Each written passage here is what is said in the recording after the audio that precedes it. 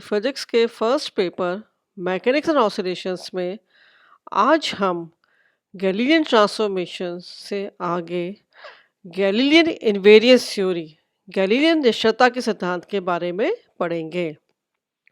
पिछले video lectures में हमने यदि किसी एक निर्देश फ्रेम में किसी कण के बारे में संपूर्ण जानकारी हो, संपूर्ण जानकारी से हमारे यहाँ मतलब है उसकी स्थिति पता हो, हमें उसका पोजीशन वेक्टर पता हो, उसका वेग पता हो, उसका त्वरण पता हो, उस पे बल कितना आरोपित हो रहा है इसके बारे में ज्ञान हो, तो किसी भी अन्य निर्देश फ्रेम जो कि पहली निर्देश फ्रेम के सापेक्ष नियत रेखीय वेग से गतिशील है, उस फ्रेम के अंदर भी हम रूपांतरण समीकरणों की सहायता से उस कण के बारे में संपूर्ण जानकारी प्राप्त कर सकते हैं।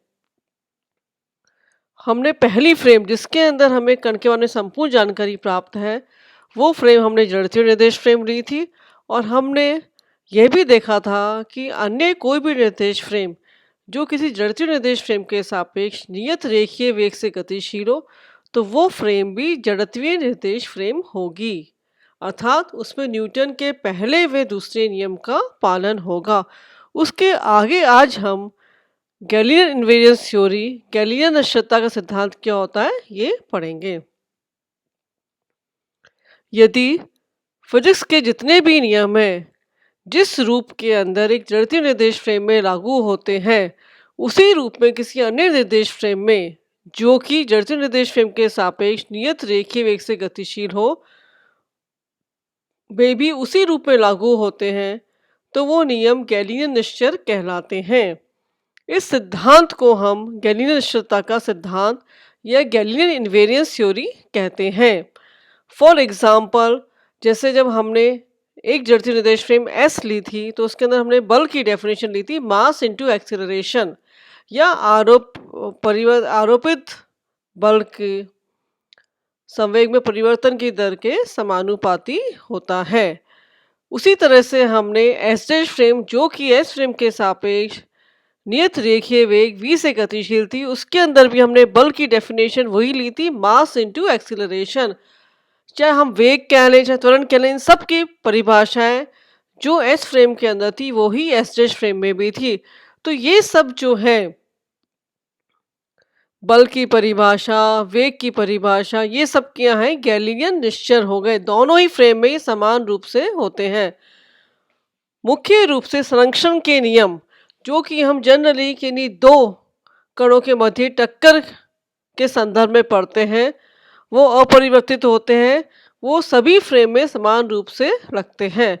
तो हम इनमें से दो मुख्य नियम जो कि हमें पता है, संवेग संरक्षण का नियम और ऊर्जा संरक्षण का नियम, उस पर हम गैलीलियन निश्चलता चेक करते हैं कि यदि एस फ्रेम में संवेग संरक्षण का नियम जिस रूप में लागू होता है, क्या उसी रूप में एस फ्रेम के सापेक्ष नियत रेखीय वेग v से गतिशील एस डैश फ्रेम में भी लागू होता है।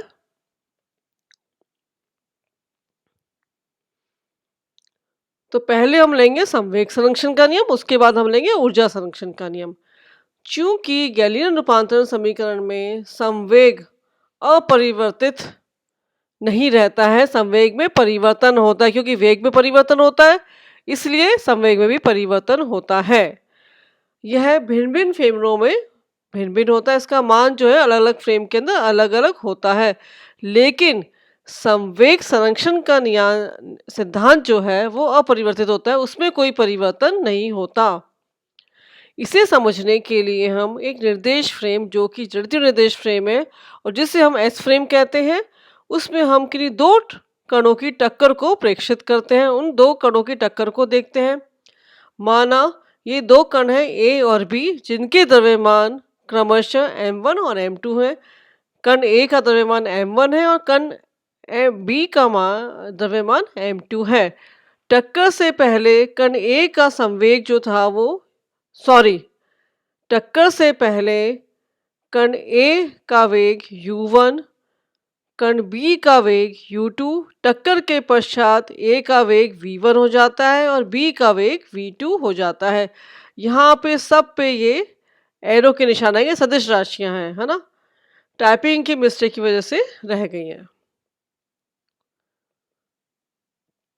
तो संवेग संरक्षण के नियम से टक्कर से पहले का संवेग टक्कर के बाद का संवेग बराबर होता है, अर्थात किन्हीं दो कणों की टक्कर में कण के संवेग कुल संवेग में कोई परिवर्तन नहीं होता। तो टक्कर से पहले का संवेग m1u1 प्लस m2u2, पहले कण का संवेग a का, ये b का संवेग, टक्कर के पश्चात a का संवेग, ये b का संवेग। हम ये मान के चलते हैं कि ये टक्कर जो है इलास्टिक है, प्रत्यास्थ है, अर्थात इस टक्कर में ऊर्जा की हानि नहीं होती।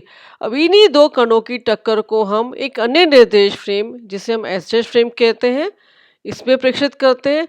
एस डैश फ्रेम पहले जैसे ही एस फ्रेम के सापेक्ष नियत रेखीय वेग v से गतिशील है।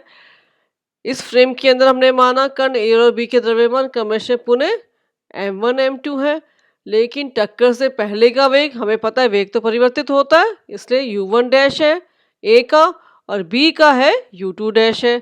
टक्कर के पश्चात a का वेग v1 डैश और b का वेग v2 डैश है। अब यदि इस फ्रेम के अंदर भी संवेग संरक्षण का नियम लागू होता है तो क्या हो जाएगा, m1 u1 dash plus m2 u2 dash equals to m1 v1 dash plus m2 v2 dash. ये एस डैश फ्रेम में संवेग संरक्षण के नियम से आया। अब यदि संवेग संरक्षण एस डैश फ्रेम में भी उसी रूप में लगता है, ये इसको हम चेक करेंगे। चूंकि वेग के लिए गैलीलियन रूपांतरण समीकरण क्या होता है, v dash equals to v minus capital V, जहां v डैश गतिशील फ्रेम में वस्तु का वेग है, v जड़त्वीय निर्देश फ्रेम में जिसके सापेक्ष फ्रेम गतिशील है उस फ्रेम के अंदर वस्तु का वेग है, और ये गतिशील फ्रेम का वेग है कैपिटल V। समीकरण 3 की सहायता से हम u1 u2 v1 v2 के मान निकाल सकते हैं। तो पहले हम क्या करेंगे, v डैश की जगह रखेंगे u1 dash equals to u1 minus v, u2 dash u2 minus v, v1 dash v1 minus v, v2 dash v2 minus v। यहाँ हम v डैश और v के मान चेंज करते गए, u1 dash u2 dash v1 dash v2 dash और इधर u1 u2 v1 v2। इन समीकरणों को हम लिख सकते हैं, इनसे u1 u2 v1 v2 का मान निकाल सकते हैं। ये मान इस तरह से आ गए हमारे पास। समीकरण 4 से हम मान 1 में रख देंगे। एक क्या है, एस फ्रेम में संवेग संरक्षण का नियम। तो हमने यहाँ पे u1 का मान रख दिया, u2 का मान रख दिया, v1 का मान रख दिया, v2 का मान रख दिया। इसको ओपन कर लिया, m1 u1 dash plus m2 v plus m2 u2 dash plus m2 v plus m1 v1 dash plus m1 v m2 v2 dash plus m2 v।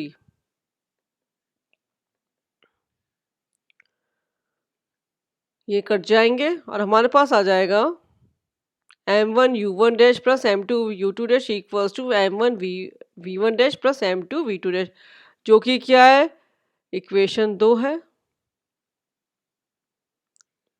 और ये एस डैश फ्रेम में, सॉरी यहाँ dash कर लेना, S dash frame में संवेग संरक्षण को प्रदर्शित करता है। इससे ये सिद्ध होता है कि संवेग संरक्षण का जो रूप एस फ्रेम में था उसी रूप में संवेग संरक्षण का नियम नियत रेखीय वेग v से गतिशील दूसरी फ्रेम एस डैश में भी लागू होता है। तो हम कह सकते हैं कि संवेग संरक्षण का नियम गैलीलियन निश्चर है, जैसे एस फ्रेम में लग रहा है वैसे ही एस डैश फ्रेम में लग रहा है।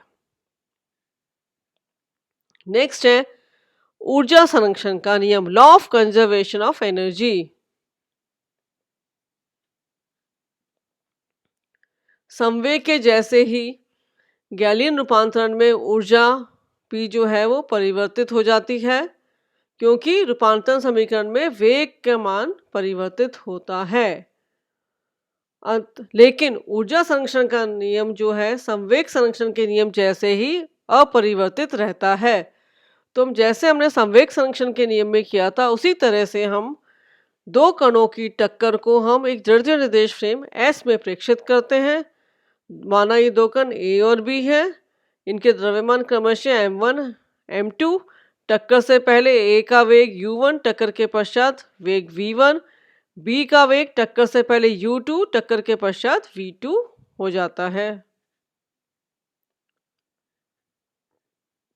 ऊर्जा संरक्षण के नियम से प्रत्यास्थ टक्कर के अंदर टक्कर से पहले की ऊर्जा टक्कर के पश्चात कुल ऊर्जा के बराबर होती है, अर्थात तंत्र की कुल ऊर्जा सदैव नियत रहती है। तो एस फ्रेम के अंदर हम लिख सकते हैं half m1 u1 square plus half m2 u2 square equals to half m1 v1 square plus half m2 v2 square plus minus delta E. ऊर्जा के अंदर जो भी परिवर्तन होगा, लाभ हानि, वो यहाँ पे हमने दिखा दिया है। अब इसी घटना को हम एस डैश फ्रेम में देखते हैं। S dash frame S frame के सापेक्ष नियत रेखीय वेग से गतिशील है।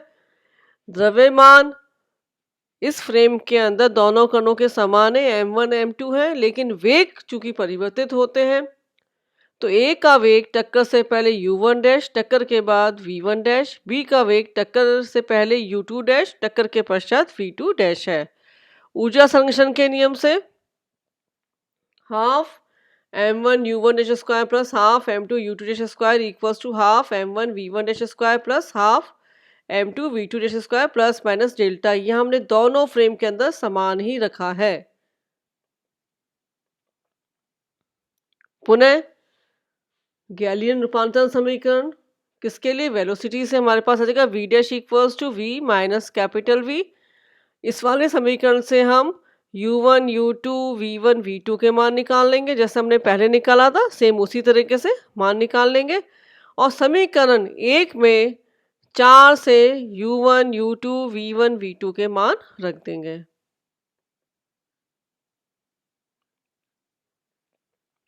u1 का मान, u2 का मान, v1 का मान, v2 का मान, इसको ओपन कर लेंगे। तो हमने ओपन किया तो आ गया half m1 u1 square plus v square plus 2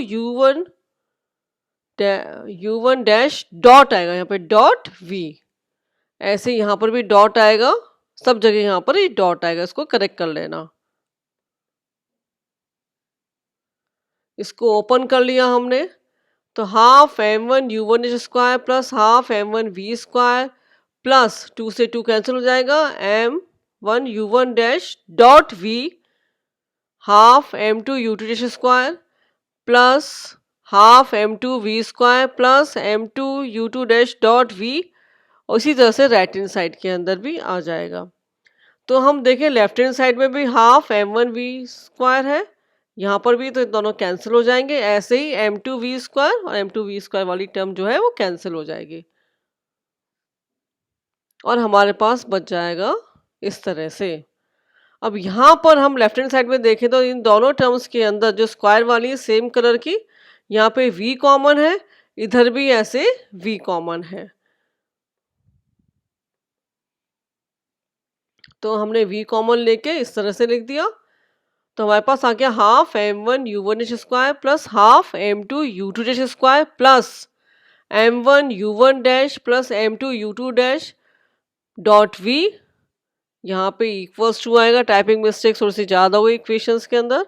half m1 v1 dash square plus half m2 v2 dash square plus m1 v1 dash plus m2 v2 dash dot v, ये common निकाला था, plus minus delta ई। संवेग संरक्षण के नियम से हमें पता है m1 u1 dash plus m2 u2 dash equals to m1 v1 dash plus m2 v2 dash. तो ये टर्म्स जो है वो कैंसिल, v दोनों में सेम है तो ये कैंसिल हो जाएंगी। हमारे पास बच जाएगा half m1 u1 square plus half m2 u2 dash square plus half m1 v1 dash square plus half m2 v2 dash square plus minus delta ई। ये समीकरण 2 ही है हमारा, जो कि एस डैश फ्रेम में ऊर्जा संरक्षण के नियम को प्रदर्शित करता है, अर्थात जिस रूप में ऊर्जा संरक्षण का नियम एस फ्रेम में था उसी रूप में ये एस डैश फ्रेम में भी लागू होता है। तो हम कह सकते हैं कि ऊर्जा संरक्षण का नियम जो है वो गैलीलियन निश्चर होता है। तो इस तरह से हमने देखा कि संवेग संरक्षण का नियम और ऊर्जा संरक्षण का नियम जिस रूप में एस फ्रेम में लागू होता है उसी रूप के में एस फ्रेम के सापेक्ष नियत रेखीय वेग से गतिशील अन्य निर्देश फ्रेम एस डैश में भी लागू होता है। अतः हम कह सकते हैं कि दोनों नियम जो है वो गैलीलियन निश्चर है। इस टॉपिक का असाइनमेंट या क्वेश्चंस हम कह सकते हैं। पहला क्वेश्चन, ऊर्जा संरक्षण के नियम से गैलीलियन ऊर्जा संरक्षण नियम की गैलीलियन स्थिरता की सहायता से संवेग संरक्षण के नियम की गैलीलियन स्थिरता सिद्ध कीजिए। With the help of Galilean invariance of law of conservation energy prove the Galilean invariance of law of conservation of momentum. हमें उल्टा करना है। हमने ऊर्जा संरक्षण के नियम में संवेग संरक्षण के गैलीलियन निश्चितता का उपयोग किया था। अब हमें संवेग संरक्षण के नियम में ऊर्जा संरक्षण के गैलीलियन निश्चितता का उपयोग करके इसको सिद्ध करना है। Thank you.